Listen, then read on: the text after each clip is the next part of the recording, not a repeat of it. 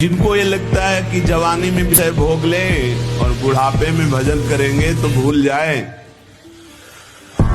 बुढ़ापे में मन को प्रभु में नहीं लगाया जा सकता।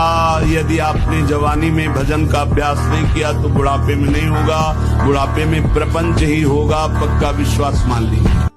खूब नाम जप करो। इस कलयुग में सबसे बड़ा साधन और साध्य नाम है। राधा राधा राधा, स्वयं हरि जपते हैं, स्वयं हरि जपत हरि विवश तव नाम प्रतिपद विमल मनसि तव ध्यान ते निमिष नहीं डरिबो। हरि रसना राधा राधा राधा रट, अमृत है अमृत राधा नाम सुधार समरसी तुम जिब भास्कर में बिवहला। बात मान जाओ, कोई तर्क की जरूरत नहीं, बस राधा राधा राधा हरि अधीन हो जाएंगे। और इतना बड़ा धन है ये राधा नाम कि लोक परलोक सब जगह चकाचक रहेगा, दसों दिशाएं आनंदमय रहेंगी। भाव को भाव न खालसहु नाम जपत मंगल दी। तुम नाम पर नाम जप तभी होगा, इष्ट चिंतन तभी होगा जब भोजन पवित्र होगा, पेय पदार्थ पवित्र होगा, आपके आचरण पवित्र होंगे, तभी नाम चलेगा। तो इस पर ध्यान दिया जाए और खूब नाम जप किया जाए। मस्त रहो, मस्ती जो है नाम की चढ़े, एक खुमारी एक नशा, राधा राधा राधा राधा। ब्रह्मचर्य की रक्षा की जाए। ब्रह्मचर्य बहुत बड़ा अमृत तत्व है। ये मूर्खता के कारण लोग इसे ध्यान नहीं देते हैं। एक ने तो कहा कि संसार में भी यही सुख है, तुम भी उसमें भी कह रहे हो कि ऐसा। हम भाई तुम्हें सुखी करने के लिए कह रहे हैं, दुखी करने के लिए तो नहीं कह रहे ना। ये जो लोग कहते हैं ना, कह रहे हैं बाबा लोग सब कहते हैं देख लेना तुम्हारी पूरी खा पानी पा जाएंगे। जैसे हम कहते हैं तुम ब्रह्मचर्य रहो, गंदे आचरण मत करो, व्यभिचार मत करो। ये ब्याह की जो एक प्रक्रिया है आपको एक सीमित बांटने के लिए है कि आप भ्रष्ट आचरण न करें, आप धर्म से युक्त होकर भगवत मार्ग में चले। गले में तुलसी है, मुख में नाम है, त्रिभुवन में किसी की ताकत नहीं कि आपको परास्त कर सके। हर समय आप परम पवित्र हैं। मन जैसा कर, मन कह रहा होटल चलो होटल, मन कह रहा फिल्म देख चलो, मन कह रहा है गंदी दृष्टि करो करो।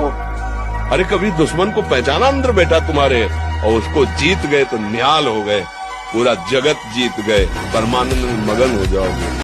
मुख की कांति हीनता बढ़ती चली जाती है। मुख प्रसन्न तन तेज विराजा, कीन से रामचंद्र कर काजा। या चेहरा देखो, वैसा लगता है जैसे सब उड़ गया, कुछ नहीं रह गया, बस केवल सजावट सजावट रह गई है। पवित्रता, जितेंद्रियता, बल, अध्यात्म चिंतन कुछ नहीं, शून्य। बस वही वर्तमान भोगों का चिंतन, कैसे भोगूं, भोगे हुए भोगों का चिंतन। बस आप देख लो अपने हृदय में झांक करके,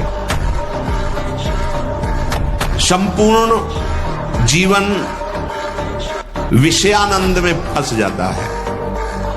इंद्रिय दुर्बलता के कारण अगर वो गृहस्थ उपासक को नाटक, उपन्यास, सिनेमा, अश्लील चित्र, गंदी पिक्चरें बिल्कुल नहीं, क्यों अपना नाश कर रहे हो? उपासक समझता है कि कोई जानता नहीं है, लेकिन तुम जिसको जानने के लिए चले हो वो तो तुम्हें जान रहा है ना। वो कैसे तुम्हारे सामने आएगा, कैसे तुम्हारे मुख में नाम चलेगा, कैसे हृदय में भगवत प्राप्ति का उत्साह रह जाएगा यदि आप ऐसा। जो वीर पुरुष होता है ना, घुटने टेक कर वो डबल बलशाली बनता है। अगर हार गया तो और जोश आया और आगे निकला। यहाँ कायर पुरुष नहीं है, वीर पुरुषों का मार्ग है। जो भगवान का लाडला आशिक होता है उसे कुछ सुहाई नहीं देता, पहले अनुभूति बाद में व्यवहार। बार बार कह रहे सूरवीरों का मार्ग है। जैसे सूरवीर के घाव होता है ना, तो वो हताश या निराश नहीं होता, उसको और एक वीरता आती। और कायर खून देख के भाग पड़ता है। तो जहां कोई विपत्ति आई, निंदा हुई, उपहास हुआ, तो बोले यार जब से भक्ति शुरू की ना तब से बड़ी परेशानी है, भाग पड़ा कायर। वीर पुरुष और के अब रंग आएगा।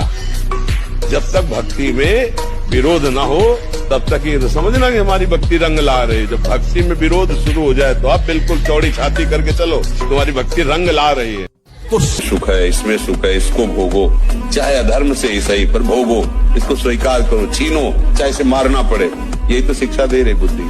बिना तुम्हारी अनुमति के वो नहीं जाएगी। अगर तुमने रोक दिया बुद्धि को कि नहीं ऐसा निश्चय नहीं, वो नहीं करेगी। आप बार बार उसको रोकिए। नहीं तो हम लोग कैसे फंसे हैं? हम बड़े दीनहीन मलिन छोटे छोटे विषयों के कीड़े हम बने हुए हैं। हम नहीं निकल सकते, हम तुम्हारे बिना नहीं जिसे। अपने स्वरूप में आ, अभी सावधान हो जाओगे तो सब तुम्हारे गुलाम हो जाएंगे। सब तुम्हारे गुलाम, अभी तुमको सब गुलाम बनाए हुए थे, अब तो बादशाही कर। थोड़ा 10-20 वर्ष ब्रह्मचर्य रहो, फिर आप देखो कैसा आनंद आता है। कोई भी सर्दी, गर्मी, बरसात, मान अपमान दुख सुख छू नहीं पाता। हर कष्ट को सहने की सामर्थ्य ब्रह्मचारी के अंदर होती है।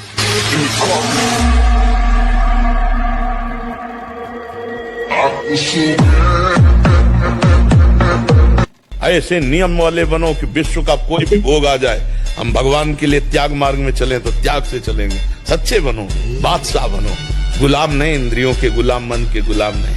यार भगवान के अंश है हम लोग, समझो समझो भगवान के अंश है। ये गुलामी काम क्रोध लोभ की करके हम कितने नरक भोग चुके। अब नहीं, अब गुरु मिल गए, भगवान का मार्ग मिल गया, अब हम भगवान को प्राप्त करेंगे, सच्चे बनेंगे, अच्छे। जब हमारा हृदय आकर्षित होता है किसी गंदी बात के लिए तो मन हर्षित होता है। बस समझ लो कि ये हर्षित होना हमारे लिए पतन का कारण है। उसी समय बुद्धि को सशक्त रखो। नहीं, ऐसा नहीं करेंगे, कुछ भी कर ले नहीं, और उधर कदम मत बढ़ने दो और भगवत स्मरण रफ्तार से शुरू करो, बच जाओ। ब्रह्मचारी का मतलब एक बीमार अवस्था वाले का जैसा भोजन है, जितने से हमारे प्राणों का पोषण हो जाए, सात्विक भोजन। अब होटलों का भोजन खावे, खूब मिठाइयाँ खावे, सोचे ब्रह्मचारी रह जाए तो असंभव है। हाँ, मीठा आदि कभी थोड़ा लघु मात्रा में, खटाई तो बिल्कुल त्याज्य है, बासी अन्न त्याज्य है, अपवित्र स्थिति में बनाए गए अन्न का त्याग है। तब हमारा विचार शुद्ध होगा।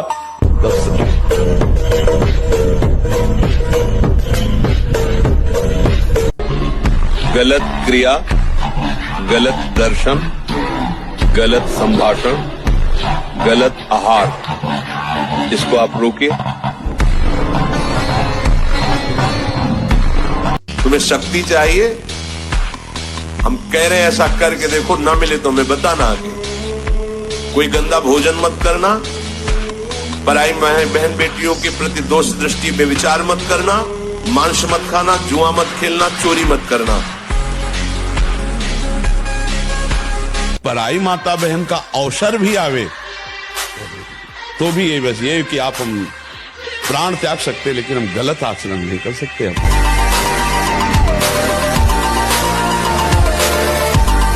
और जब ब्रह्मचर्य, ऐसा कैसे हो सकता है?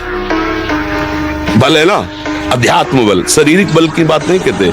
ऐसा कैसे हो सकता है? यदि एक बार ऐसा हुआ तो 1000 बार मैं प्रयास करूंगा और इस पर विजय। वो मतलब जिद्दी स्वभाव, एक निष्ठा उसी से आती है, उसी से। पहले खेती जोतते थे ना किसान, एक फार वाला होता था और पूरे खेत को उसी से जोतला है, बलवान होते। 2 लीटर मठा और 8 रोटी पाए, बैल की जैसी ताकत। अगर बैल को नाथ पकड़ के रोक ले तो वो वही खड़ा हो जाए।